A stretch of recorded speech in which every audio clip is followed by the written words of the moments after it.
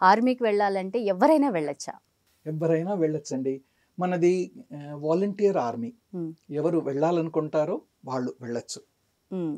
కానీ వెళ్ళాలి అనుకున్న వాళ్ళందరూ వెళ్ళలేకపోతున్నారు.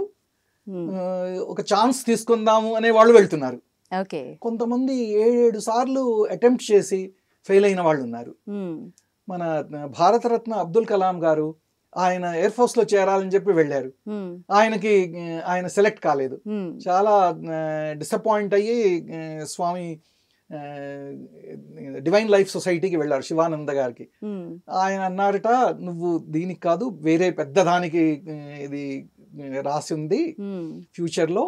నువ్వు ఇది నీ డిసప్పాయింట్ మార్గం ఇది కావద్దు" కాదు. అని చెప్పి అన్నారు. ఆయన వరల్డ్ ఫేమస్ సైంటిస్ట్ అయ్యారు. అవును. అవును.